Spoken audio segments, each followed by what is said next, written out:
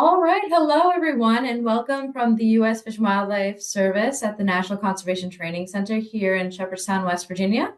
My name is Gwyneth Daunton, and today's webinar is titled Forest Dwelling Bat Conservation. We have a great lineup for you today. We have Dr. Mark Ford, Dr. Darren Miller, and Jill Uptrup. We are very excited to have our speakers today, and we'll be introducing them more after these intro slides. But for a moment, I would like to remind you of a few pre-webinar items. First of all, we do have closed captioning available. I just added the link to the chat, and so you should be able to access that. If you have any questions about that, please put a message in the chat and we will help you with that. Please make sure to connect your audio as well. I would like to start this week's webinar with sharing NCTC's land acknowledgement. Here at the National Conservation Training Center, we acknowledge that we are located on unceded ancestral lands of many indigenous peoples. While we cannot find a full account, we are aware of that many people traversed these lands and they cherished and lived on them as well. These people include, but are not limited to, the Massawomac, Haudenosaunee, the Shawnee, and the Delaware. And if you would like to learn about what tribes or peoples inhabited or traversed your land, let me know in the comments and I can send you a link about how you can learn more about that. We also, here at NCTC, we like to welcome everyone. We acknowledge our agency's history and strive to be a site of cultural transformation for organization and a larger conservation community, making it more representative of the aspirations of the American people. We foster an environment where everyone can learn new skills, find common ground, and explore ways of engaging in nature.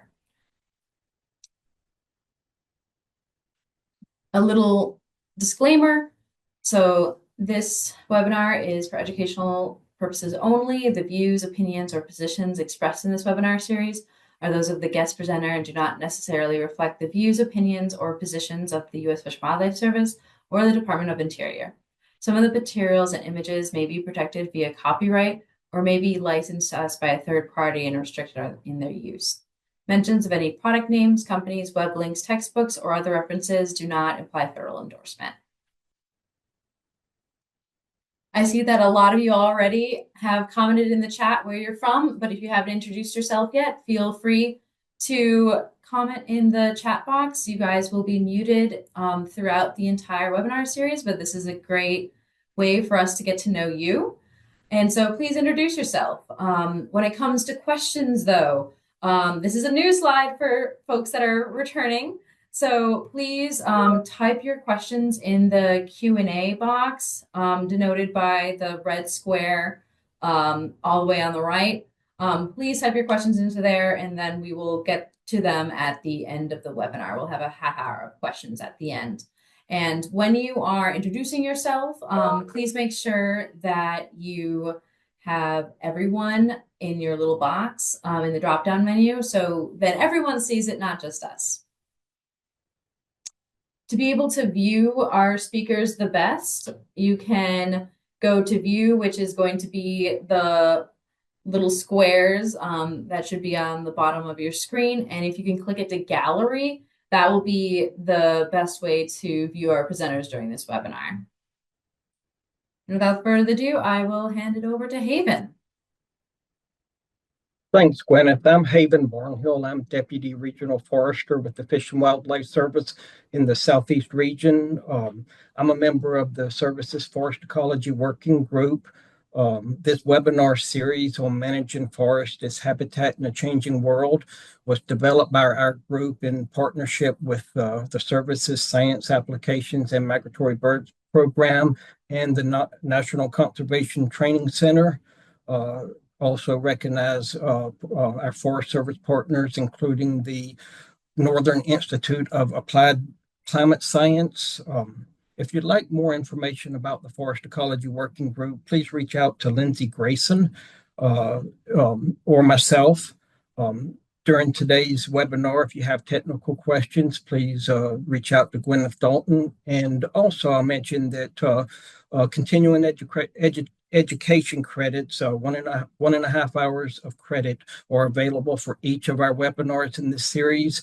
If you would like credit for TWS or SAF, you could reach out to Jim Siegel for that's Jim_Siegel at fws.gov for SAF credit information. Next slide, please, Gwyneth. I'll plug quickly our next webinar, which will be focused on migratory birds in a changing forest landscape. It will be April the 15th. We hope you'll be able to join us on April the 15th for our next webinar. And last slide, please, Gwyneth. And today I'll be monitoring the Q&A for your questions. We recognize that many agencies, including the Fish and Wildlife Service, are in a time of rapid change and realignment of priorities.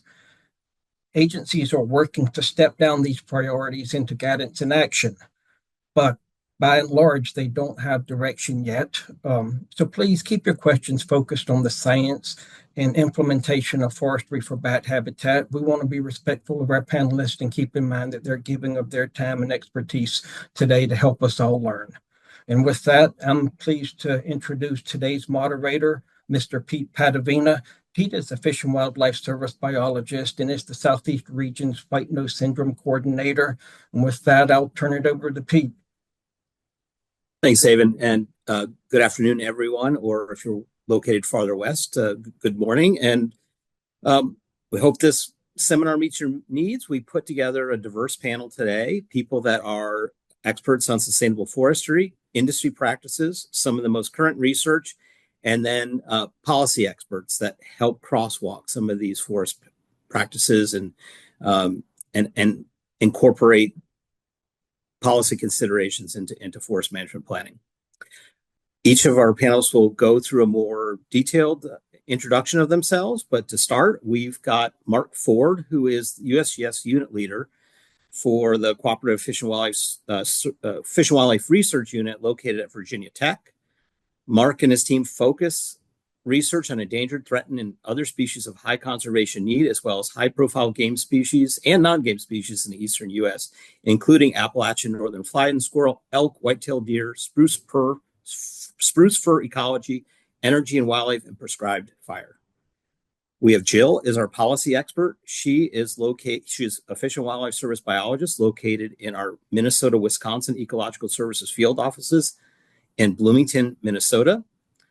Most recently, Jill has put together our recovery and listing packages for northern long-eared myotis, northern long-eared bat, and also serves as one of our species or multi-species experts for bat conservation and policy.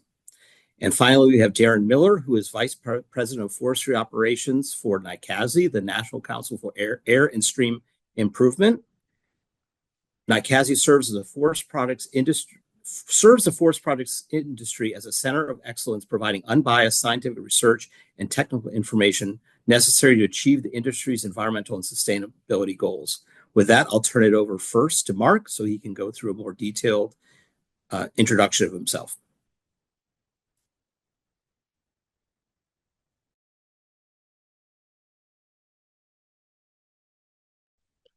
If you could bring up the next slide then.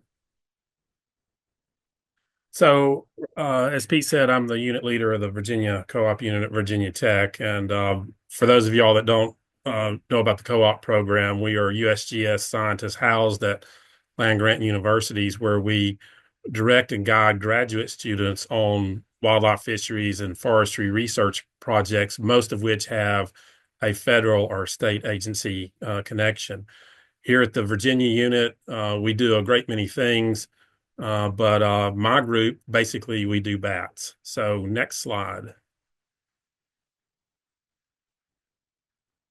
So a lot of our work is simply getting out there on the landscape and misnetting bats and getting bats in hand to do the work that we want to do. I have a picture here of misnetting the now endangered northern long-eared bat at Rock Creek Park in District of Columbia, which until just a few years ago was one of the better populations remaining of this bat on the East Coast. Often what we'll do is we'll attach very small 27-gram radio transmitters to the back of a target bat, because ultimately, from a forestry perspective, for the bats that roost in forests during the day, we want to know where that bat goes and the condition of the places it roosts. So next slide. And so really our program is really built on trying to understand by different species the day roost type and condition of the roost. And then from that, we want to understand what are the forest stand conditions all the way up to the landscape scale. And then we use that data to inform management in forestry, fire, energy production, military training, you name it. We have a lot of end users of our information. And I'll just show the picture of some example of Indiana bat day roosts of kind of the diversity of things that are going on out there. But if you'll note, if you deal with Indiana bats, the commonality with most of those day roost pictures is there's an element of forest disturbance that went on to provide that roost habitat. The other things that we're interested in is because bats that roost in forests often use multiple trees, particularly a summer maternity colony. We're very much interested in what is that spatial footprint and condition of those day roosts. So that can also be used to inform conservation and forest management. And this is, as an aside, work that we've been doing for the last 15 years. Bats are not only very long-lived and intelligent animals, but they have highly complex social structures. So we actually investigate their social structure of who roosts with who and what trees, and that too gives us insight on how bats use forests. Next slide.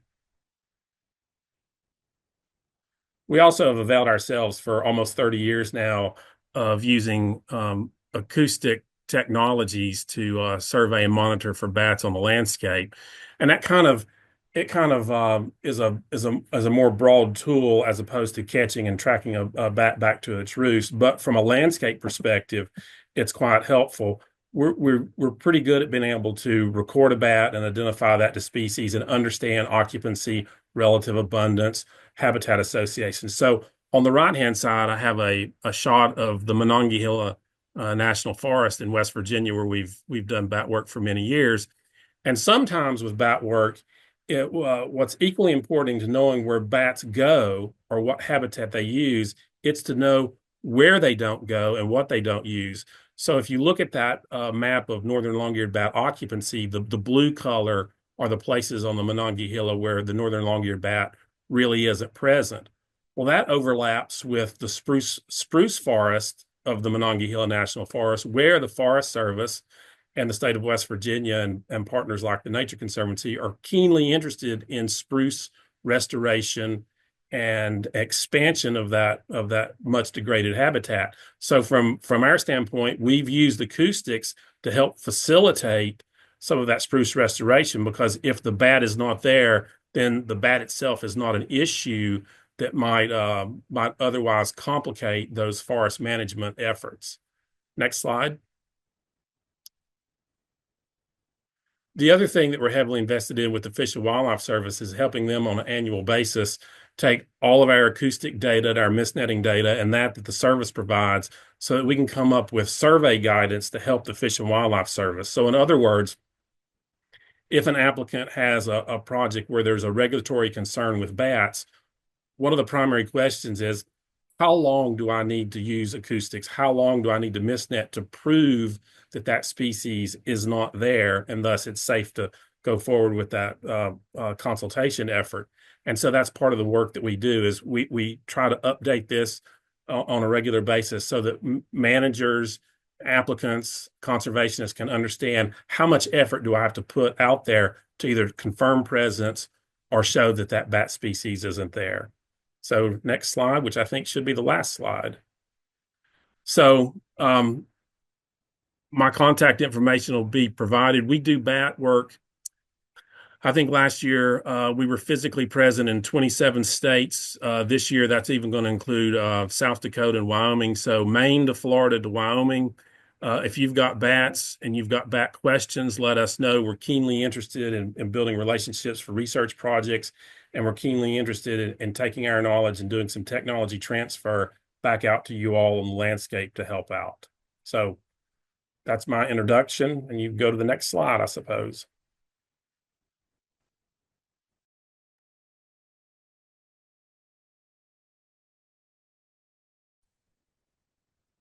All right, should I just go ahead? Go ahead, Get Jill. started? Okay, great. Hi, everybody. Again, Jill Uptrup. I'm based in the Minnesota, Wisconsin field office for ecological services within the Fish and Wildlife Service. And again, as mentioned, I'm the National Recovery Lead for the Northern Long-eared Bat. So next slide, please.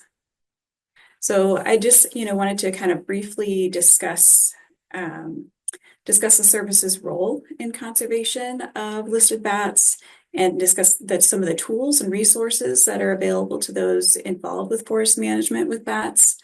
So for those kind of unfamiliar with the big three when it comes to listed bats, this includes the northern long-eared bat, Indiana bat, and tricolored bat. Just wanted to provide some quick background information on their biology, threats, status, and where the species are found. So try to make this quick. All right, next slide, please.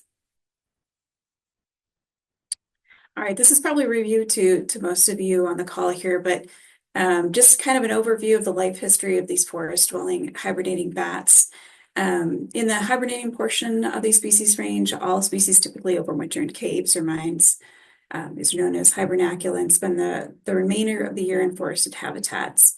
And so sensitive life stages for the bats include the time in the summer when groups of females roost in trees called maternity roosts with their offspring or pup, and also when they're overwintering in hibernacula.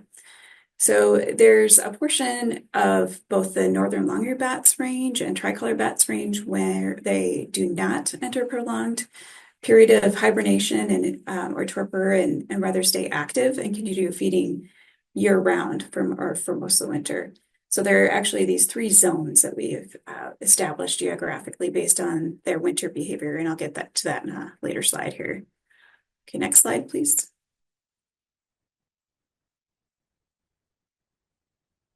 All right, so a few years ago, the service completed species status assessments or SSAs for both the northern long-eared bat, tricolored bat, and that informed those assessments informed our decision to reclassify the northern as endangered species from threatened species, and also our proposal to list the tricolored bat as endangered. SSA for the little brown bat was also started at the same time and still in development. So results of these SSAs indicated that, not surprisingly, the primary driver influencing the decline of both species is white nose syndrome, a disease of bats caused by an invasive fungal pathogen that attacks bats when they're hibernating. So the results of our assessments indicated that the decline of these species populations since white nose emergence, it really has affected their ability to recover from these declines due to their low reproductive rate, with northerns only having one pup per year and tricolored bats usually having two. So we evaluated other stressors like wind energy and habitat loss as well, and ultimately found that these effects can have compounding impacts on the species, especially during those sensitive life stages.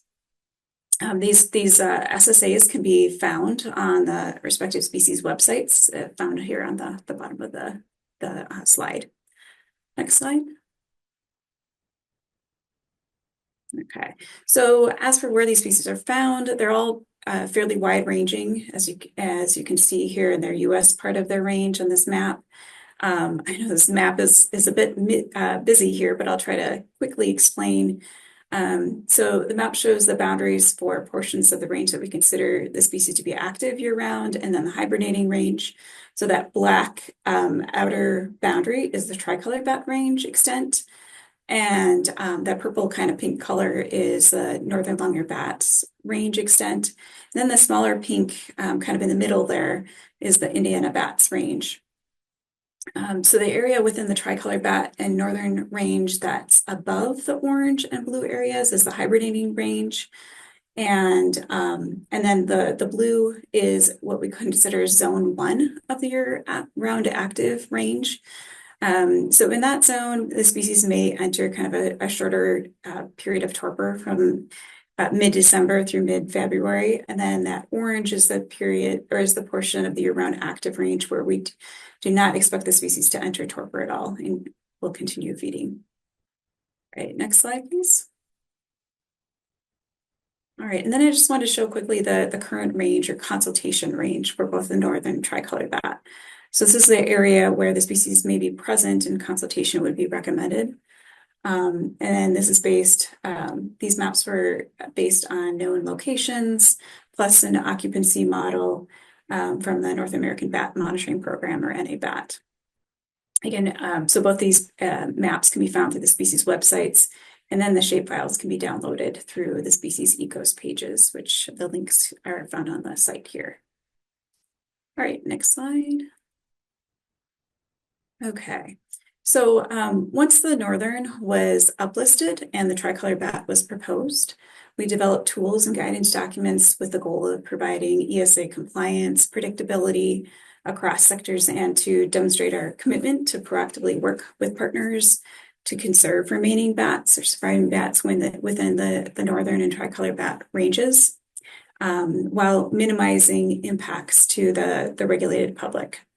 So this is a list of tools that are now available through the northern and tricolor bat species pages. Let's see here. So one of the tools that we developed, which is highlighted here, is a list of tools for private working forests. Next slide.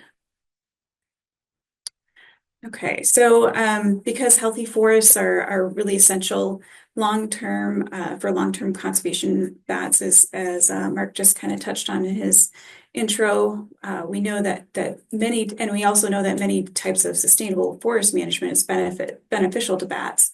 The service really wants to encourage forest managers to continue to provide this healthy forest habitat that supports bats, and we're hoping to incentivize surveying for bats as well.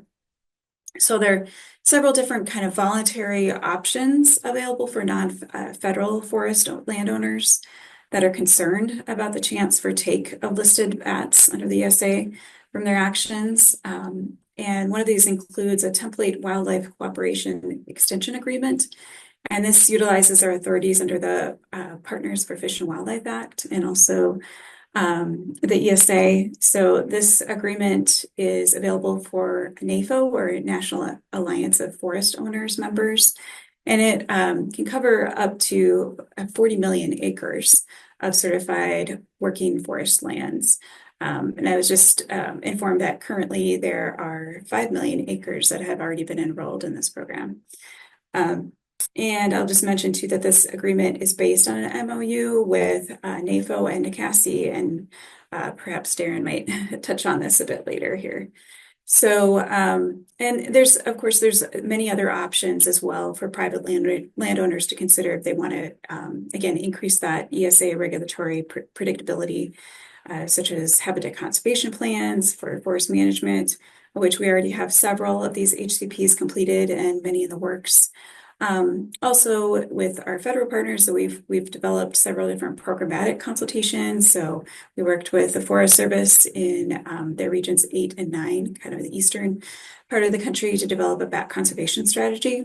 And that includes a programmatic biological consultation as well. So again, info on all these different tools that are available to forest managers can be found on the link here on the bottom of the slide. And with that, I will turn it over to Pete or Darren. Go ahead, Darren, whenever you're ready. Thanks, Pete. So I took a chance and decided not to present any slides, which is dangerous because then it's just me talking, but I think we'll be okay. And I won't take too much time. So we have plenty of time to discuss. Plus, Jill took some of what I was going to talk about, so it even saved me some more time. But glad to be here this morning for me. And just wanted to really briefly talk a little bit about NCASI and our engagement with bats and private landowners. So if you're not familiar with NCASI, it was already mentioned, we're a private nonprofit research organization that does work on behalf of the forest sector. So basically, forest products companies and entities pay us membership dues, and we do work on their behalf. NCASI itself covers everything from the forest end all the way up to the mill environment. And most of NCASI is actually looking at helping mills meet their environmental standards and obligations and testing and that kind of thing. But we do have a forestry program. We have 11 staff members, wildlife biologists, hydrologists, forest biometricians. And our primary focus areas are on biodiversity, forest carbon and climate change, forest sustainability, and watersheds and wetlands. And we have an active research program that we fund with member dues plus external grants as well. And NCASI has a history of decades of research on wildlife in forests. And we've been engaged in bat research since the early 2000s. And we currently have several bat projects in the Southeast U.S. ongoing, and hope to start one with Mark Ford here in a couple months on the 3 bat species that were already mentioned. So something that I'm going to talk about real briefly was already kind of alluded to by Jill is NAFO is the National Alliance of Forest Owners. Excuse me. And NAFO is a trade association for large private landowners. So those large institutional landowners are members of NAFO. And then we really serve as kind of a science arm for NAFO. We provide information to them for their policy discussions. In NCASI itself, we don't do any policy work. We just do the science part of it. And a number of years ago, we realized, along with Fish and Wildlife Service, that we needed to work collaboratively with Fish and Wildlife Service to address species conservation on private forest lands. And this really was driven by the mega petitions in about 2010 or so. And so we got together with the Region 4, Southeast Region Fish and Wildlife Service, and talked about what could we do to better inform decisions on species, so for the best available information, recognizing that there's a lack of data generally for most species on private lands. And so we started talking with the service about how we could work collaboratively to address those gaps. And the original effort, we focused on gopher tortoises and aquatic species, recognizing that NAFO members can provide habitat for species that need young forests, need riparian areas, or need a mixture of forest disturbances on the landscape. And there's a lot of species that meet those criteria, and a lot of them are of conservation concern. And so what grew out of that is what we call the Wildlife Conservation Initiative, which I see Lindsay's ahead of me. And I was going to actually put these links in there, but she's excellent. So thank you, Lindsay. So there are a couple of links in there if you want to look at them. The first one is the NAFO site. And the second one is a lot of money through the Wildlife Conservation Initiative comes through the NCASI Foundation. And so there's project summaries there. So through the Wildlife Conservation Initiative, we started conducting research with a lot of money from the Fish and Wildlife Service on at-risk and listed species across the U.S. And we have projects, everything from red tree voles, Pacific Northwest, down to mussels and reptiles and amphibians in the southeastern U.S., wood turtles in the north, and everything in between. And so this has really been instrumental in not only doing the research, but also building a very strong, collaborative, trusting relationship with the Fish and Wildlife Service, to where we can have discussions about private species, conservation on private forests, and find solutions to issues and work together. And one of the things I've learned through this is really valuable is learning what the ESA, Endangered Species Act, says you can do instead of what it says you cannot do. And there's a lot of things you can do under the ESA. Because the last thing that any of us want is for species to be listed. That should not be the goal. The goal should be keep them from being listed. And we really feel being proactive is a way to do this. And so through the WCI, we're doing this work. We're building these relationships has been really, really valuable. I really feel like that collaborative conservation, especially on private ownership, is a potential watershed moment in conservation to really move the needle on conservation. So I'll finish just real quick with saying Jill mentioned this bat agreement. So the NAFO, Fish and Wildlife Service, signed an agreement that basically facilitates bat research monitoring and surveys on private forest lands.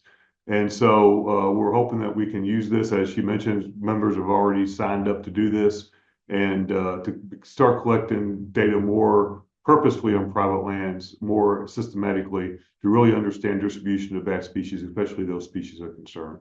And so hopefully you'll be hearing more about this, and we're just getting started with it. So I think I'll finish there, Pete. Well, thank you, panelists. We're really appreciative and honored to have you here today with us. I've selected some questions for individuals, but you're always welcome to invoke the Bartleby option and say that you would prefer not to answer. But this first question is a free-for-all and meant to be very brief to set the stage for today's discussions. Can you share your perspective on the status of foreign forest-dwelling bats and their threats in North America? And this obviously includes effects that are unrelated to forest management. I guess I'll start and be the and let Mark disagree with me where I make a mistake. So, bats are a lot of the threats they face are not unique to bats: habitat loss, urbanization, changes in structure. Some of the unique challenges, obviously, for bats are wind energy, which is not necessarily unique to bats, but it's certainly something important for bats, especially some species that are migratory and tend to fly a little higher. And then, energy development as well. And of course, white nose syndrome. There are so many bats that, including the three that were mentioned, that have just been devastated by white nose syndrome. And it's not necessarily a habitat problem. The forest is out there and is being managed similarly as it has been, but the bats aren't there to occupy it any longer. And to me, that's the summary. There was a mention about the bats in the farther south that don't hibernate, that except the white nose. Hopefully, they're part of the conservation solution for those species.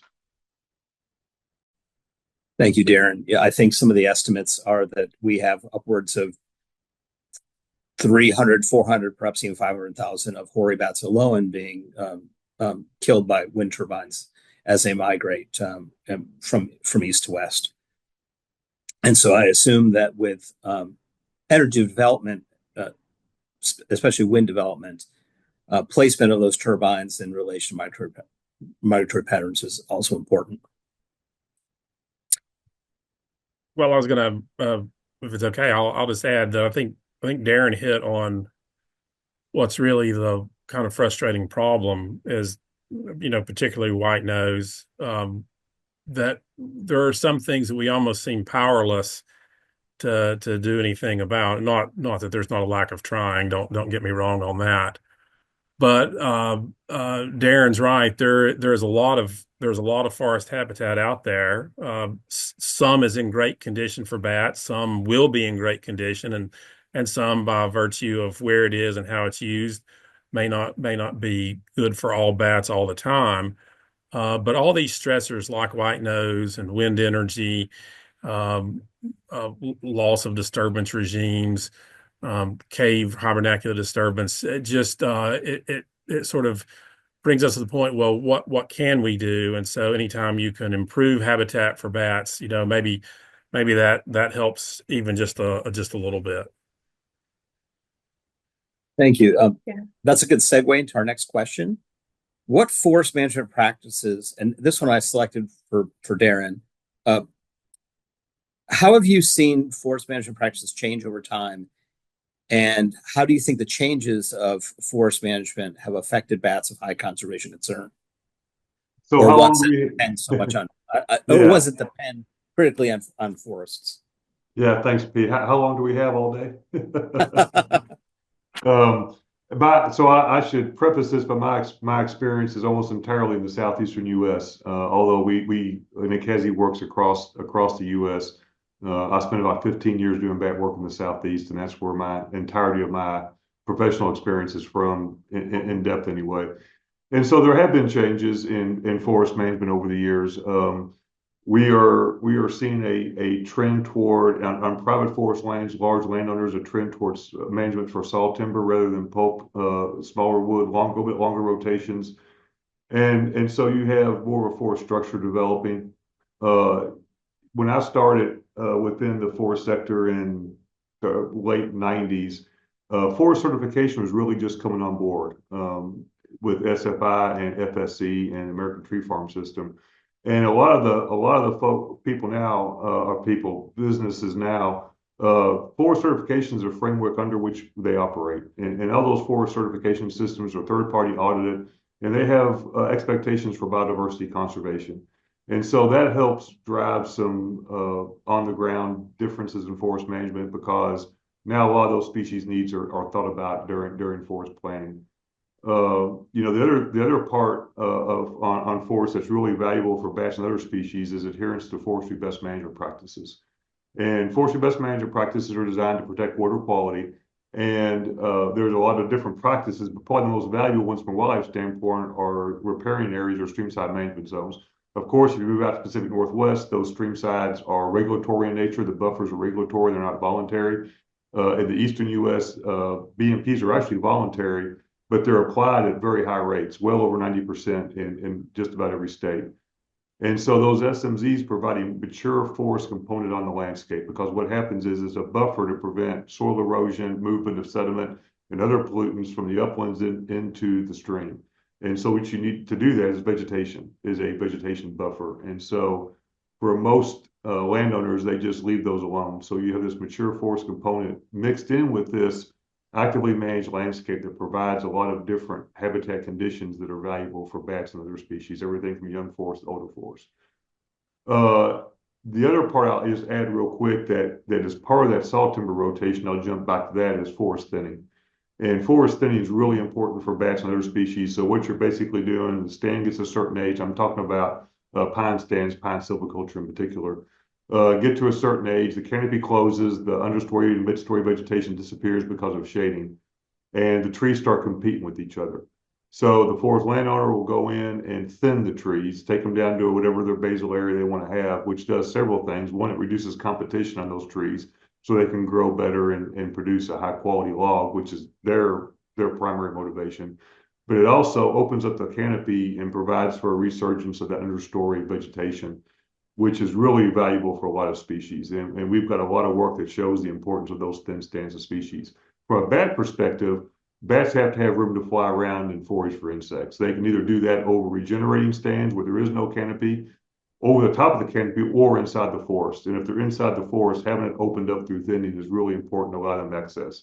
And some of the work we've done have shown that bats really use those thin stands. They're attracted to them and use them. So, those management practices, moving toward a saw timber rotation, lower basal area, all of those things are a positive benefit for wildlife mixed in with the streamside management zones that are retained.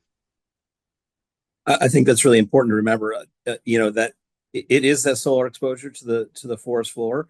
I heard a botanist tell me once that old growth is under your feet as much as it is over your head. And don't forget, it's not just root selection that bats are keyed in on when forests, but having a diverse forest and a diverse understory also produces all those lepidopterans and all those other wide array of insects that provide stable food resources for bats as well.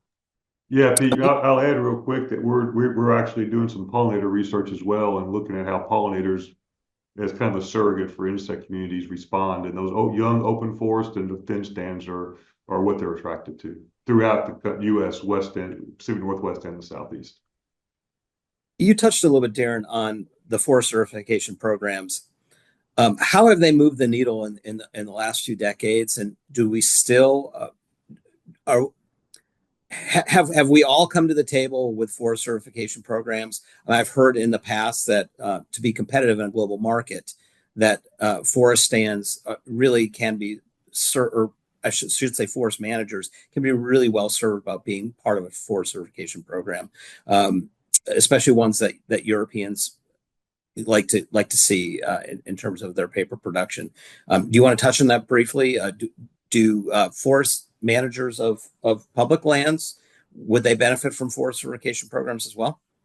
Yeah, Pete, that's a great question. So for the private landowner, a lot of forest certification is driven by market access. The expectation from customers is that forests are managed sustainably, and that is the whole idea of the certification programs, that have a framework and documentation that is in fact the case.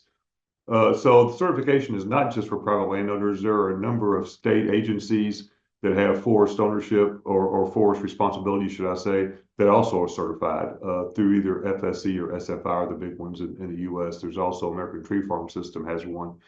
And so they obviously see value as a public entity, and having that, again, I think it helps demonstrate that they're doing what they say they're doing, because all the certifications have third-party audits. So an auditor comes in and documents the practices taking place under certification, look for improvement opportunities and all those kind of things.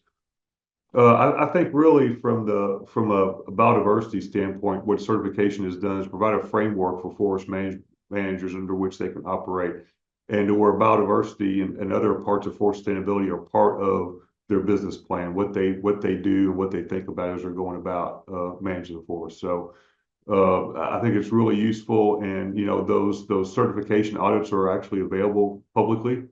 You can go look at them. And I know that over the past 25 or so years of my career, the emphasis on forest certification opportunities provided have been substantial. Thank you.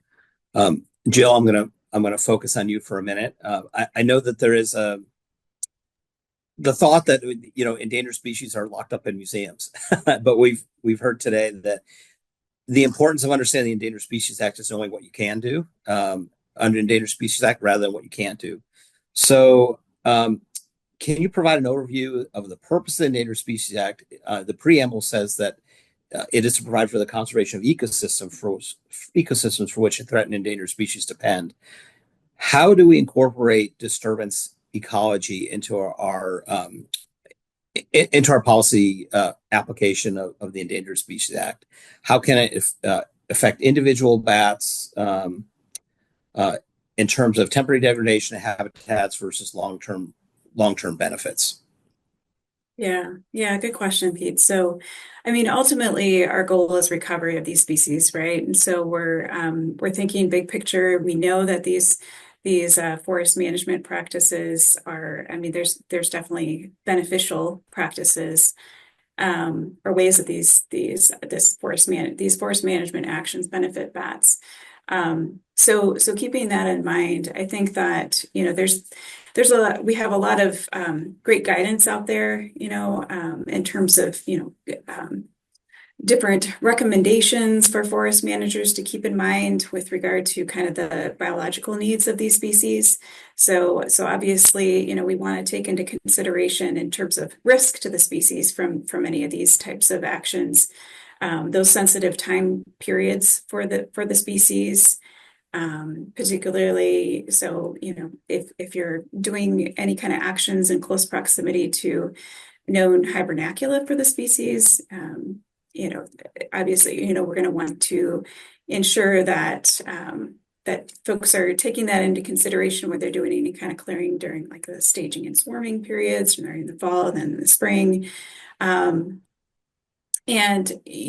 I guess in terms of take and considering take under the ESA, if there isn't any kind of a federal nexus with a particular project, so that means any kind of funding or permitting that's involved, then our bar is basically if take is reasonably certain to occur. So that's a pretty high bar.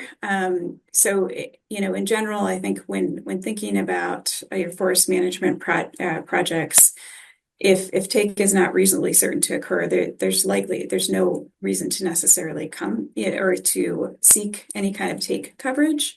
Again, our goal is really focused on recovery, and so it's trying to minimize as much as we can focus on regulation. So I don't know if that I kind of stumbled around my answer there, Pete, but that answers your question. That was great.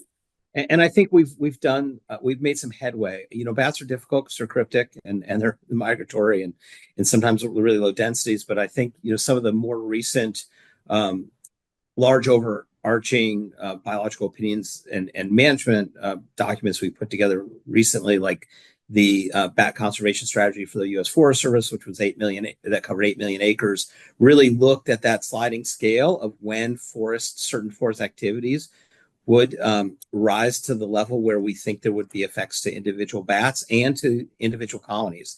And so we looked at abundance of winter colonies and then adjusted buffers around those, protective buffers around those to kind of give us a likelihood of when we might have a forest management action that interfaces with bats.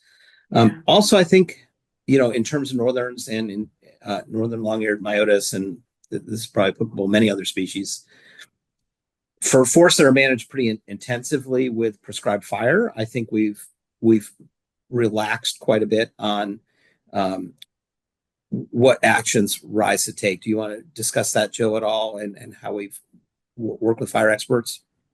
Yeah. I mean, so I guess we have, one of the things that we looked at, we developed something called a consultation guidance, and that's intended not only for federal projects, but also non-federal as well. And so like I mentioned before, we developed some of these different streamlining tools. And so one of the tools that we developed is called a determination key. So this basically walks a project proponent through a series of kind of yes, no questions.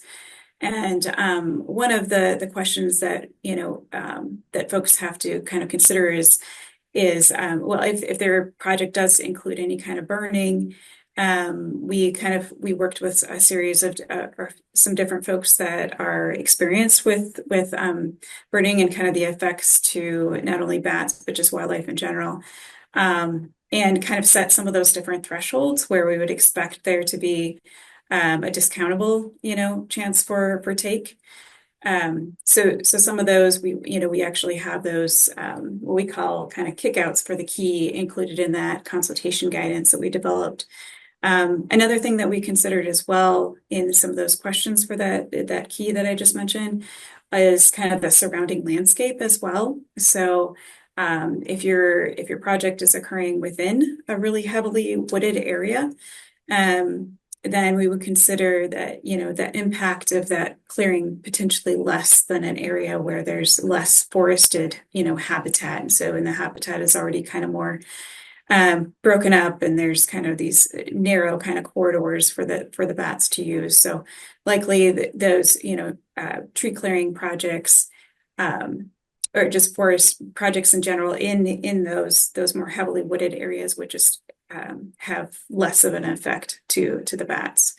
So yeah, and then I guess I'll just make a quick plug too. So related to the last question as well, I think or maybe the first question, unless we know where these bats are still occurring, it's really hard to take any of these kind of recovery actions or some of these and to help them long term. So like Mark brought up earlier, just a little plug for the promoting the survey guidance and just surveying for these bats in general. So yeah, I'll leave it at that, Pete.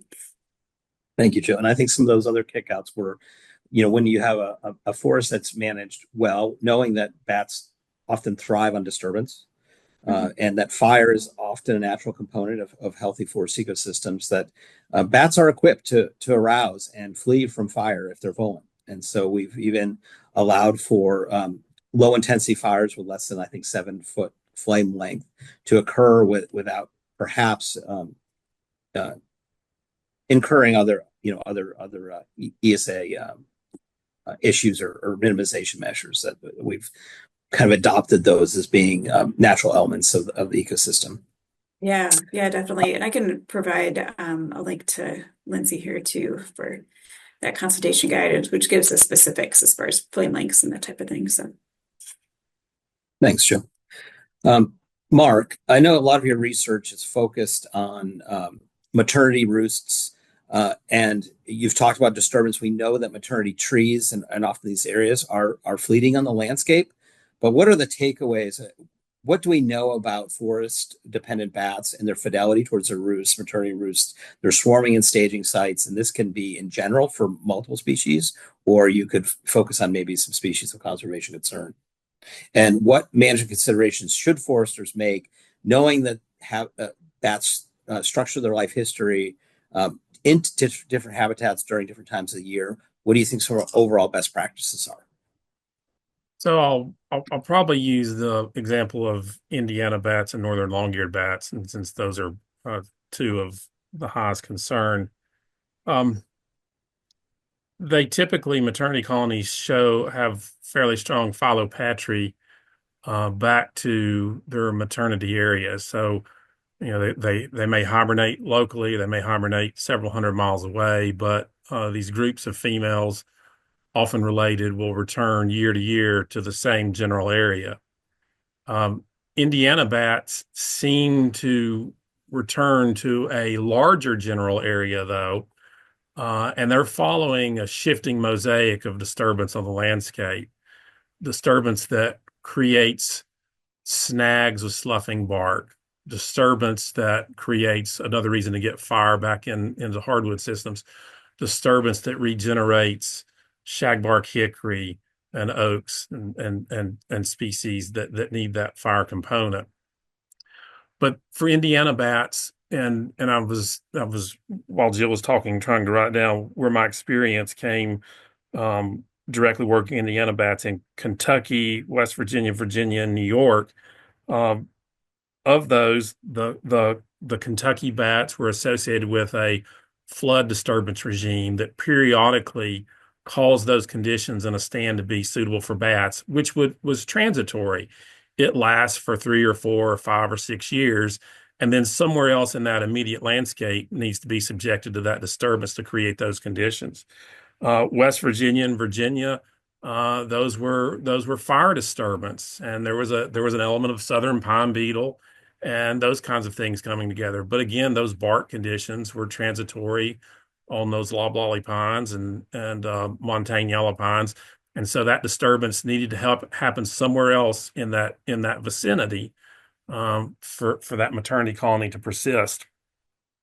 Other things that have mattered to bats. Well, let me back up to the flood example is the best.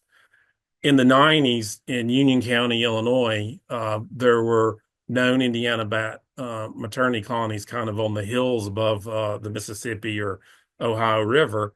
And in those, I think it was maybe the 97 floods or floods thereafter, a lot of standing timber was touched by that flood disturbance in the bottomlands, and researchers at Southern Illinois noticed that all of their maternity colonies that were a few miles away in the hills suddenly were down in those bottomlands to take advantage of those conditions. And we've seen that with fire in West Virginia. If you create that habitat, they will find that.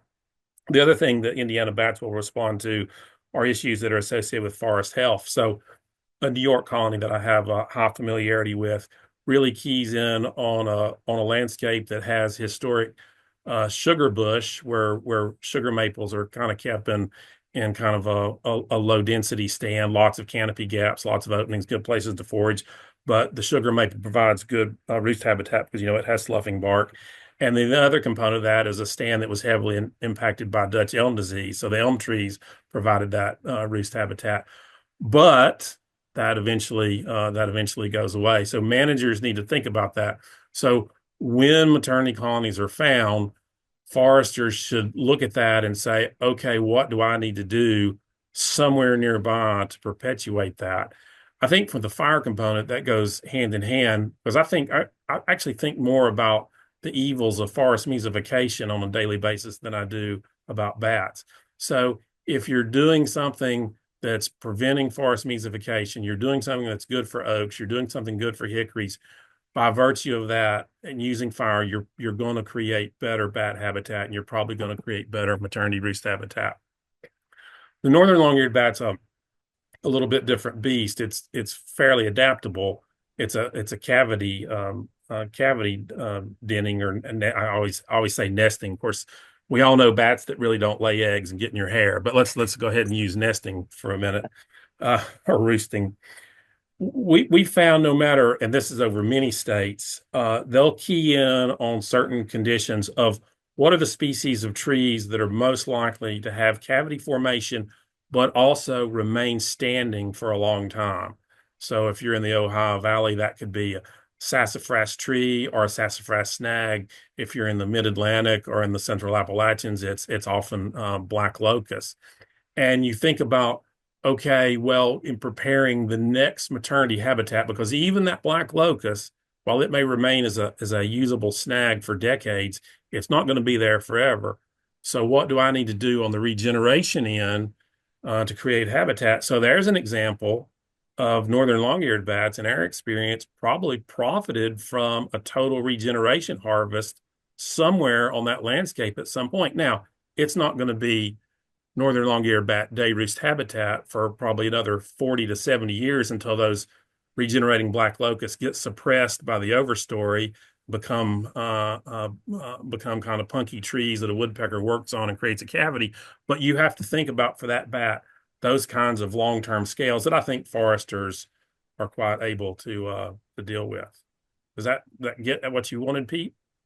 Excellent. And I'll let other panelists expand upon that. or give their own perspective. I will add, sorry, Jill. No. I will add, kind of tearing off what Darren said on the first question, from his experience in the Southern Pines. We see that, and most of my time has been spent in Appalachian and Central hardwoods. Any actions that can create heterogeneity in the forest, it can create canopy gaps. So, we don't want to see foresters go out and high grade or do single tree selection, because that's going to add to the mesification. But group selections, variable density thinning, any type of regeneration units in hardwoods that have a leaf tree or a shelterwood component. We have seen Indiana bats go to the residuals in shelterwood harvest. So they're seeking that, not only that bark and tree condition, but they're seeking that full sunlight. So those are the practices that really can, are great for bats, but you can also do what you need to do on the forestry end and regenerate the quality and type of forest that you want to regenerate. So go ahead, Jill. I'm sorry about that. Oh, no, you're fine, Mark. I think Mark provided some really great examples there. And I think it just kind of, to me, it just hits home that, I think you touched on some of the different biological differences and needs for these different species, and like really just kind of, having that mosaic, different conditions of habitat is really crucial, especially where you have, multiple species, well listed and not listed, forest dwelling species. But even just like looking at the differences between tricolored bat, northern and Indiana bat, there are some, differences in needs and requirements for those species. So like Mark said, I mean, I think it's really important to take that all into consideration, make sure that you're providing that diversity of habitat. So. Yeah, I agree completely. And, I think it was somebody said earlier, maybe it was Pete, that bats do more than roost. The roost site's really important. They also got to eat and they also got to drink. And so having areas where they can do that, especially forages, usually a lot of times foraging habitat's much different than where they're roosting. And, we found bats to really like using those edges of forest for that activity. And, in the southeast pine system, it's mostly clear cut harvest that creates these big gaps in regeneration. But up where like Mark is in West Virginia, a lot of it is group selection. And to his point, a forester wants to go in there and open that stand up enough to get that oak regeneration and that desirable species, because they want those species there too. And if you do it halfway high graded, as Mark mentioned, where you don't really open up that canopy, all you're doing is accelerating that process of getting species that aren't as beneficial for wildlife and not really as beneficial for landowners either. So it's really helpful from both standpoints to do it that way. And we can throw in migratory birds, that's next time, but that's important for them too. Well, I think we have, we touched on, what are the best things for wildlife and forests. I think one thing maybe we could expand upon. I think both public forest managers as well as private landowners are pushed to ensure that there's revenue coming off of forests and continuous supply of sustainable forest products. So, what sorts of priorities and objectives for forests should landowners or other forest managers that are looking to have continuous supply of product for revenue? What benefits can forest managers provide to forest paths while meeting their management priorities for forest product generation, and what are some of the trade-offs of incorporating more wildlife friendly forestry management practices for people that are pushed to ensure revenue? I guess I should probably start with that one. It sounds like it's right up my alley. So I think the first thing to do is take a step back and realize that in many parts of the country, that the largest threat to forest cover is urbanization and land use change, going development. So if you're a private forest landowner and you cannot make revenue off selling wood fiber, then you don't have any choice but to convert that to some other use. So at the very highest level, being able to sustainably produce wood products off a piece of property helps maintain it as forest cover. And that is the most important thing that we can do, is maintain forest cover at the very large scale. And there was some work at University of Georgia that showed this to be the case. And And then you get, the other thing is you have to really be careful about is motivations for private landowners. So you have these large commercial landowners, I'll call them commercial, that's not a great term for it, but I'll use it, that their primary motivation is to either shareholder return or their own financial return on that piece of property, which drives them to certain management decisions. But that's only about 14%, to 20, maybe less than 20% of the private forest ownership is owned that way. The rest of it is small private landowners that own 10 acres to a couple thousand acres. And, we know from a lot of work that their motivations are all over the board. For most of them, revenue is not a primary motivation. It is aesthetics. It's it's recreational opportunity, hunting and fishing. It's having a place to go to. It's the whole home place. And they may do some management to get some revenue, and some of them certainly do that. But their motivation is much more diverse, and it's hard to really categorize that because every individual has a different perception of what they want to do with their land. So I say that to say that then that provides actually great opportunities to incorporate other benefits into a forest management plan that you're trying to make revenue on, because that's what they're interested in. From what I call institutional forest owners, the larger landowners, first of all, I mentioned already is getting revenues important, but they have to do that sustainably. Their entire business model depends on having wood supply. And so they have to manage in a way to make sure that we have that over time. And all the projections that we show for most of the U.S. is that, we have more wood fiber than we've ever had. And so that's important. It's also important, another aspect of this is where you can get increased production off fewer acres, you can actually decrease demand on other places to produce that wood fiber. So a commercial landowner that's really interested in growing a lot of fiber on their land, they really want to maximize that, maybe a little bit higher basal area, maybe a little bit shorter rotations. They're providing product to the market that may reduce demand in other places.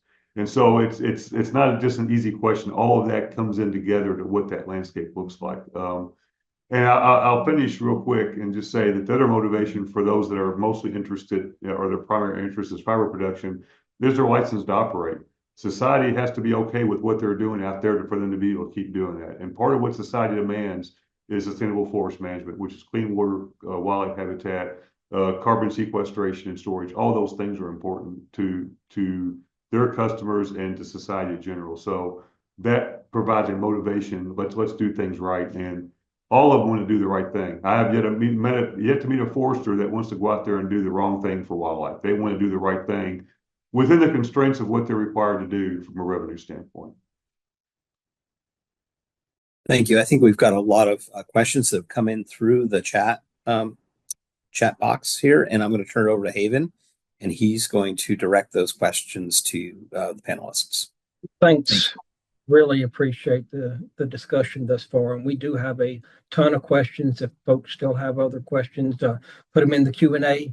I'm going to move very, very fast and let folks, as I float the question out, if you're comfortable answering it, please do. First question, are there any bat species doing well? Big brown bats are doing very well. They have almost gray bats are doing very well because of cave protection. In fact, I would think, are thinking about coming off the list. So yes, there are some bright spots.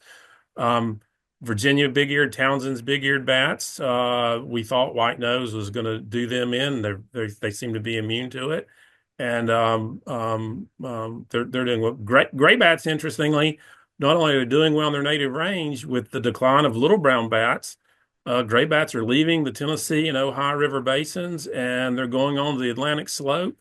And it's been amazing. Just in the 15 years that I've been in Virginia, they've probably moved their range 100 miles north. Same with evening bats too. They've expanded. Their range has expanded pretty dramatically into Minnesota and Wisconsin recently. So yeah, there are a few that are doing okay. Luckily. The dynamics of the reducing some of those bat numbers will be interesting, as Mark was saying. By the way, just to let you know, Mark, I had a big brown in my house about 2 weeks ago that I finally was able to flush outside. So, so I think they are doing pretty well. Maybe, according to my wife, they're doing too well, perhaps. She needs to buy a cat.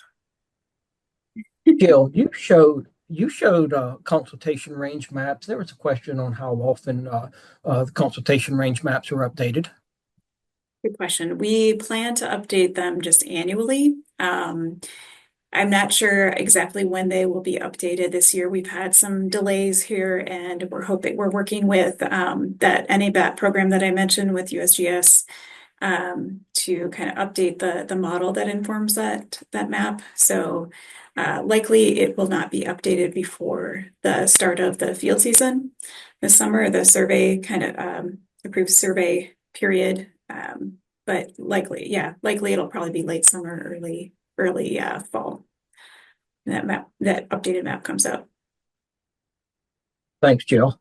There was a question recognizing the importance of hibernaculum. Are we seeing any negative impacts of silvicultural practices in the proximity of hibernaculum? Is it affecting the microclimate or other impacts?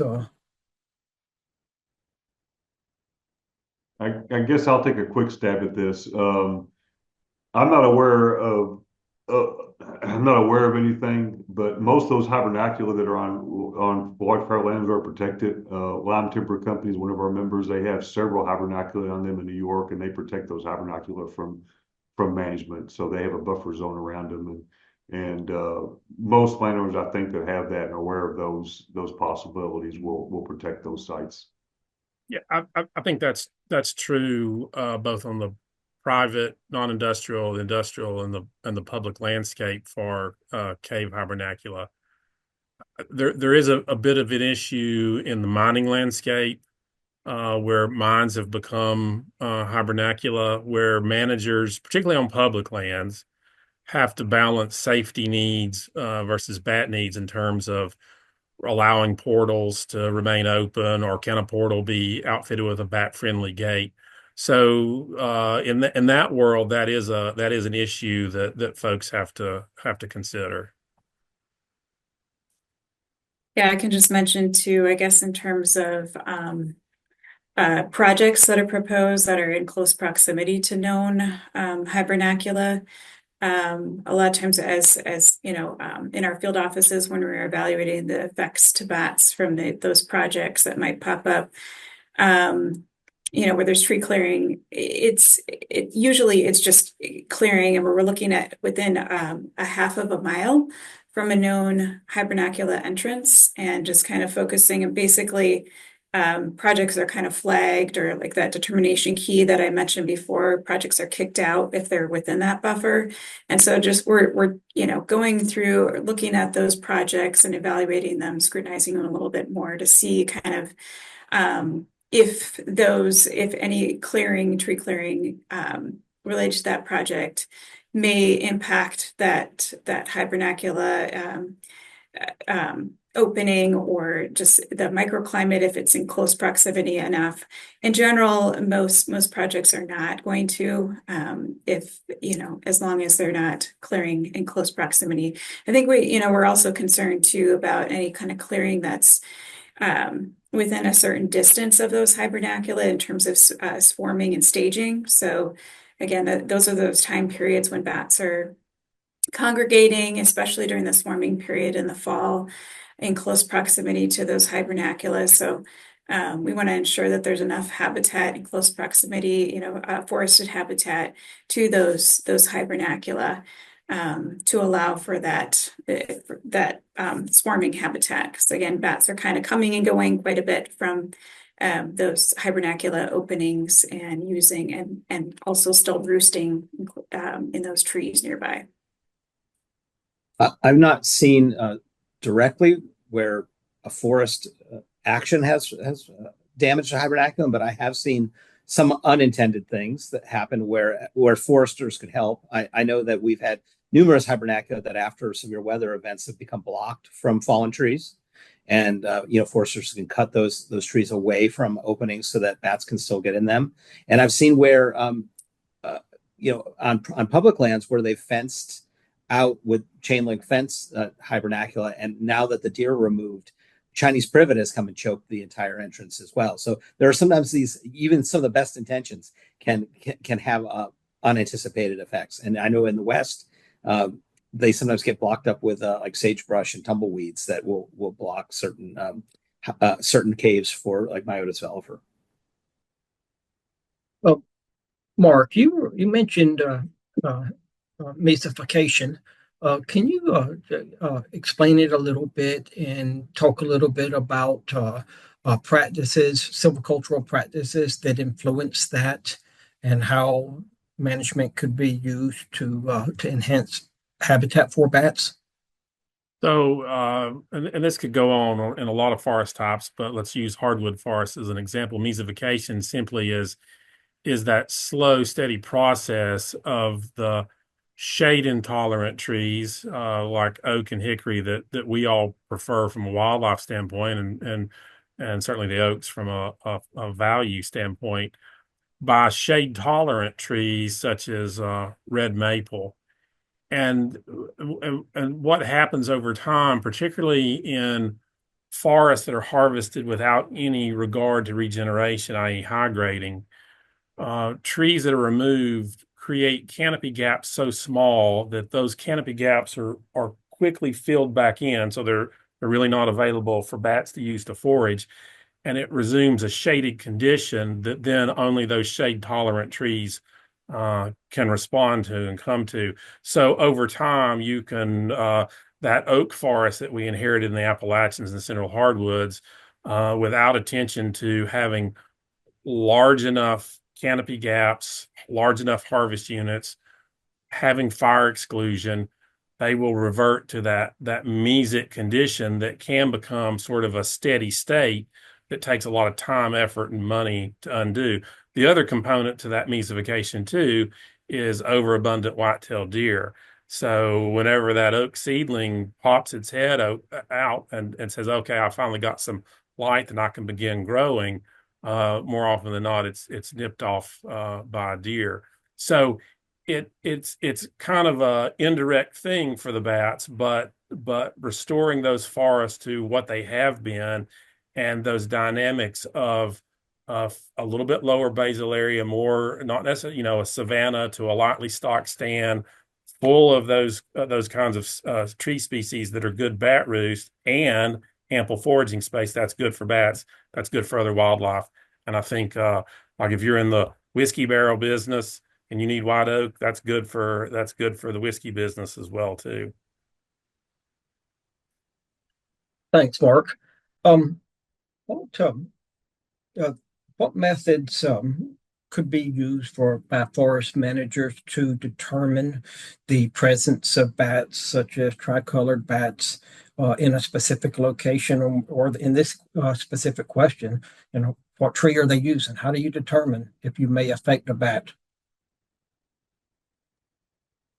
Well, that's for tricolor bats, that's a tough one that I'll let Jill weigh in. For landowners and forestry consultants, the best place to start is probably with acoustic monitoring, because that can, if a bat's there, you're probably going to record it, and that at least gives you a starting point. Doesn't nail down where the trees are. Over time, you can develop a gestalt for some of the bats of, I've recorded bats here. I know there's a high level activity, and you get a sense of what they would gravitate toward, and you can get pretty good at figuring that out. It takes time, takes practice, it takes sort of a keen awareness of your landscape. Tricolor bats, on the other hand, day roost in foliage. And so it's a little harder to nail down. And I think Darren's had that experience down in South Georgia. It's a little harder to nail down what exactly is a tricolor bat roost. Up north, it may be foliage in full sunlight. Down south, it may be dead foliage under the shade. It could be a clump of pine needles. And so, and I guess Jill should weigh in there too. I'm probably less worried about there not being enough good conditions for tricolored bats to roost in general on the landscape, because they're so cosmopolitan. But they do seem to gravitate toward, at least in the South, mixed pine or hardwood stands. They seem to gravitate toward areas that are still in close proximity to water, unlike other bats may not necessarily roost close to water. But if you've got something to add to that, Jill, it's for me, tricolors have been a hard one to get a hold of because they can be anywhere and everywhere. Yeah, for sure. And yeah, like Mark said, I mean, he's well aware, being a part of the Fish and Wildlife Services kind of survey guidance team or larger team, coming up with the correct kind of level of effort for tricolor bat, I know has been a challenge, and also the survey kind of method. We know that misnetting is not super productive when it comes to detecting tricolored bats or brewing presence or absence, and so that's been a challenge. But in general, we're recommending that folks do acoustic surveying, like Mark mentioned. In general, I think the vast majority of our tricolored bat records come from mobile acoustic detector records. So if that's an option, I mean, we do have kind of that NA-BAT program that I mentioned. I mean, so they have their own kind of protocol, which is different. It's not necessarily confirming presence, absence of these different kind of target species, but they lay out kind of a survey methodology for doing that mobile acoustic route. So I mean there are ways to survey for them, but we're still kind of perfecting as far as confirming presence, absence of that particular species. The good thing is, from an acoustic standpoint, their echolocation call is fairly diagnostic, and so while it can be confused with eastern red bats at times, it's something that to your eye on the screen, you can become pretty adept at figuring out and say, yes, that's a tricolored bat. But to reemphasize Jill's point, in our limited experience of doing telemetry work with them, even females with pups might be in a clump of leaves on this side of the hill one day. The next day they've totally moved. The next day they're another mile away, and so they don't seem to have that homebody nature quite as much as some of the myoted bats do, and that makes it a challenge. They could be almost anywhere. Just to tie it off a little bit, Mark, just an FYI for you mostly. We tagged a few, I almost said pipistrelle, tricolor bats in a managed pine landscape, and there's only 2 or 3 of them, but they all roosted in SMZ, streamside management zones, in large hardwoods. They weren't out in the pine stands like the red bats and evening bats and other ones were. So just interesting. Next question. Has there been any research done on the carbon cycles related to forested habitats in terms of actively managed lands versus passively managed lands, and their impacts or long-term trends on ecological diversity or bat species diversity and abundance? And what are you seeing on managed landscapes versus landscapes with low intensity actions? I think most of that's a Darren question. Of course, I saw one of Darren's employees give a pretty good presentation 2 weeks ago on on carbon accounting and in managed forest versus unmanaged forest. And I will say, that also is highly contextual, but the managed landscape seem to do a little bit better job of holding on to carbon, and then depending on what the secondary use of those trees were, that carbon could be sequestered. If it's in a house or something for decades and decades and decades, and that's also usually a forest that doesn't have the decadence that's going to hit the ground and add to a carbon flux. But from a bat standpoint, no, I don't think anyone has ever yet tried to make the link with carbon and bats, other than if good forest management is good carbon management, then we're gonna make that assumption that it's good bat management as well too. Yeah, that carbon biodiversity trade-off is an interesting question. And there are certainly cases where if you're maximizing carbon storage, you are probably harming wildlife habitat in some way. Growing more stems per acre, we talked about how important an open forest is. If you think about the southeast coastal plain and an open canopy pine type forest, a traditional, say, a longleaf pine savanna, that is not great for carbon storage, but it is vital for a lot of those species that need that open pine canopy. And so that's important. The dynamics of those forests from a carbon standpoint is important as well. And that's a whole other topic that we can spend a lot of time on. And it sounded like Mark really listened well to, was that Steve Priestley gave the talk, or was it? So yeah. And so I'm glad that was useful. But I think, that's a really important question. And I don't think the answer is always where we can have both in the same place. Maximize both anyway. Thanks. I know we're getting near the end of our time, and there was an interesting question about promising developments related to treatment of white nose, but rather than being that specific, could each of you share um, something positive or optimistic relative to the conservation of bats that you see going forward, a real opportunity or a bright spot? I guess I'll go first again. I started off going first. So I think there's a lot of bright spots. As I mentioned during introductory comments, the increased interest and real value of collaborative conservation, I think, is really a bright spot for biodiversity in general and for bats in particular. As several have said, there's a lot of play. We need to know where the bats are. And the agreement that Jill mentioned with NAFO, I think, will help us find where they are and then go from there. What do they need? Once we find where they are, why are they there? Is there something we can tie that can be helpful from a management standpoint? I think the fact that we're finding some of these bat species more and more in the deep south that don't hibernate and aren't susceptible to white nose is really important. And we need to understand more about that and how might that influence the ability of those species to remain in the landscape and perhaps at some point move back into where they have been. And so I would just quickly point to those two as positive developments. Yeah, I would echo that.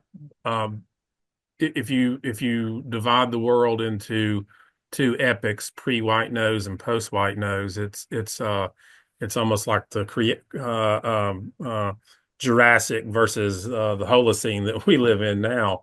And so much of our work pre-white nose was concentrated on perhaps gray bats down south and Indiana bats in the rest of the country, and we fixated on that to the detriment of other species. But when the white nose came around suddenly, and then with also wind energy, there's just been a heightened awareness, and that research and monitoring effort.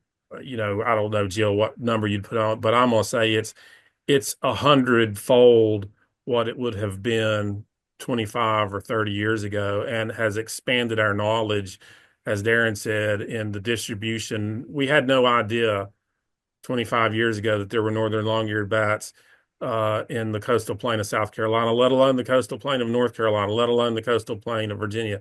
We just had fixed in our mind they didn't live there, but then nobody had ever looked either. And so, that's been beneficial. It has also spurred on, when you think about acoustics, the development of monitoring techniques that can turn citizen scientists into bat researchers. It has made our work so much. We can now do bat work at a truly landscape, multi-state scale, and that was impossible before. I'll defer to Jill on treatments and what other good things have happened for bats. Yeah, no, I guess I'd echo all the high points there from Darren and Mark, but I guess quickly on treatments, I think ultimately we've realized that there's not going to be any kind of real silver bullet when it comes to a cure, so to speak, for white nose syndrome. However, there are a lot of kind of mitigating kind of not only treatments but practices as well that we can take to reduce the effects of the disease on the species. There's actually been some promise. I think Haven, you actually mentioned someone mentioned the vaccine that's been used. That's in so that might seem a little bit impractical, I guess, to be able to treat large numbers of bats. But right now, where it's been kind of been proven to be useful is kind of on the leading edge of where white nose has spread to, particularly with some of these, very vulnerable species like northern long-eared bat. So we're starting to do some treatments using this vaccine in kind of the western edge of their range. Now we find so few that it's hard to really, prove that it's successful or not. But yeah, there is some promise there for sure. And there's many other treatments too that have been tested and been proven, very effective in more of a controlled setting. But the problem is, when you're talking about these really large, these large natural in the natural setting, it's a little bit more challenging. So I'll leave it at that because we could go into a whole long another webinar just about treatments. And there's a lot of really great information. Maybe Lindsay can provide the link to the whitenosesyndrome.org website. So, but I guess as far as other glimmers of hope too, I mean, we're starting to Jill, I'm sorry to interrupt. Your audio is faded out, like slowly declined. Oh, I'm sorry. Maybe it's just me. Can others hear me? Okay. It's a little bit quiet still. It's okay, not great. Not great. Oh gosh. That's better. I'm That's sorry. better. That's better. Okay. Thank you. Sorry. I know our internet's not the greatest. So, yeah, so I guess glimmers of hope. I mean, we are starting to see some stabilization and like little brown bats, which used to be kind of ubiquitous throughout the northeast part of the country. We're starting to see some stabilization, which is amazing, news. And like Mark mentioned, I mean, we have learned just an insane amount of information about these species that we really didn't know much about because there wasn't an emphasis on. I mean, I know that Mark, people used to call the northerns the trash bats, right? So they were everywhere, and so there just wasn't a push to really survey for them. And now, there has been, and now we're learning so much about their biology too. Like in the coastal populations, them being active year round. So yeah, lots of little glimmers of hope there. Awesome. We're nearly to 1:30. On behalf of the Forest Ecology Working Group, would like to thank all the participants for joining us today. A huge thanks to Mark, Jill, and Darren for sharing their expertise, and to Pete for moderating today's session. Please remember to join us April 15th for Migratory Birds in a Changing Landscape. We look forward to seeing you then.